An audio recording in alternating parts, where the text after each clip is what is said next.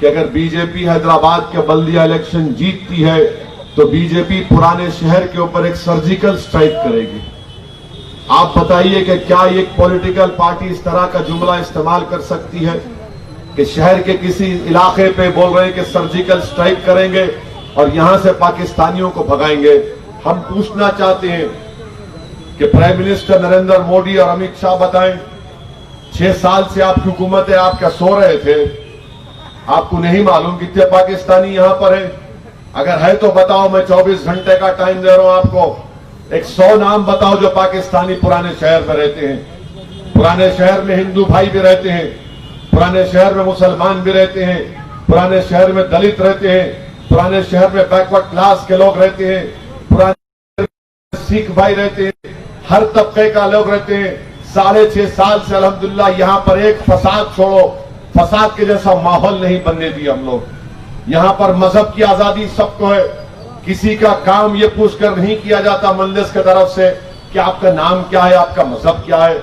अरे मजलिस पर इल्जाम लगाने वालों फिरका परस्ती का, क्या तुम नहीं जानते कि अकबरुद्दीन ओवैसी ने असेंबली में खड़े होकर लाल दरवाजे की मंदिर के लिए चीफ मिनिस्टर केसीआर से कहा कि उस मंदिर को 10 करोड़ रुपए दिए जाएं। आप बताइए काम मजलिस ने किया? बताओ बीजेपी वालों, तुम तो मस्जिद तोड़ते हो, तुम्हारा काम तोड़ने का और हमारा काम जोड़ने का है। ये काम मजलिस ने किया। जब अकबर ने ये काम किया तो राजमोहन दारुसलाम को आए, राजमोहन की आंखों में आंसू थे। राजमोहन आकर कहा कि साहब वो मंदिर के पूरे पुजारी लोग आके मिलना चाह रहे आपसे। राजमोहन लेकर आए उन लोगों को। ये नहीं जानते क्या? ये आवाम जानती है कि मजलिस काम करके दिखाती है और बीजेपी सिर्फ झूठे बातें करती है। बीजेपी सिर्फ नफरत फैलाना चाहती है। मेरी आपसे अपील है कि बीजेपी घर घर में लड़ाई लड़ना चाहती है। आज बीजेपी के पास दिखाने को कुछ नहीं है। लॉकडाउन की वजह से लॉकडाउन जब हुआ, मैं तनकीद की थी लॉकडाउन के ऊपर कि नरेंद्र मोदी ने गैर कानूनी कॉन्स्टिट्यूशन के खिलाफ लॉकडाउन किया। और आज आप देखते हैं कि उस लॉकडाउन की वजह से इनफॉर्मल सेक्टर में 10 करोड़ से ज्यादा नौकरियां चले गई। करीब 35-40 लाख जो सैलरीड एम्प्लॉइज हैं, उन लोगों की तनख्वाहें कम हो गई हैं। दुकान पर जाकर पूछो आप किससे क्या तुम्हारी आमदनी है, तो वो शर्माते बोलेगा कि पहले जैसी बात नहीं है। ये किसने किया? नरेंद्र मोदी की हुकूमत ने गलत टाइम पर लॉकडाउन लगाया। आज इनके पास इन सवालात का जवाब नहीं है। अरे नौकरियां दो तो बोलते रोहिंग्या आ गए, अरे नौकरियां दो तो बोलते पाकिस्तानी आ गए। अरे मजलिस लड़ रही है, जमहूरियत को मजबूत कर रही है मजलिस, तो बोलते मजलिस को वोट देना मुल्क के मुफाद में नहीं है। क्या मुल्क तुम्हारे बाप का है कि तुम इस तरह की बात करोगे? 60 साल से मजलिस इलेक्शन में हिस्सा ले रही है। आज हमारे 5 अरकान असेंबली बिहार में जीत कर आए। औरंगाबाद में मजलिस का मेंबर ऑफ पार्लियामेंट है। जमहूरियत पर यकीन है ना, और कहते मजलिस रैपिड इस्लामिज्म को फैला रही है। अरे मजलिस है तो रेडिकलाइजेशन में कमी हो रही है। मजलिस है तो तमाम दीवाने लोगों को कंट्रोल किया जा रहा है। मजलिस है तो मजलिस को वोट देने का मकसद ये है कि आप भारत की जमहूरियत को मजबूत करेंगे। मजलिस को वोट देने का मकसद ये है कि हम पुराने शहर में अमन को और मजबूत करेंगे। मजलिस को वोट देने का मकसद ये है कि आज हैदराबाद जो सारी दुनिया में मशहूर है, ये इस तरह के गलत वाहियात किस्म के बयानात देकर मैं वजीर आजम को पूछना चाह रहा हूं, अमित शाह को पूछना चाह रहा हूं कि तुम सारी दुनिया को क्या पैगाम दे रहे हो? जो हैदराबाद में आकर करोड़ों रुपए इन्वेस्ट करते हैं, हमारे बच्चे, पुराने शहर के बच्चे और बच्चियां जाकर साइबर सिटी में काम करती हैं। अरे बताओ तुम क्या कर रहे हो?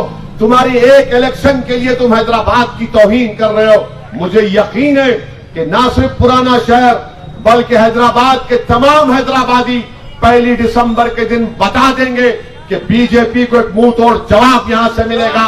और इंशाअल्लाह ताला ये जो हमारे शहर में जो गंगा जमनी तहजीब है, जो कॉम्पोजिट कल्चर है, अरे हम कभी भी, मैं नहीं चाहता हूं, मैं आपको अपनी दिल की बात कह रहा हूं, मेरी पूरी कोशिश हमेशा से ये रही कि 1980 और 90 का माहौल कभी भी ना पैदा हो, इंशाअल्लाह ताला कभी ना पैदा हो।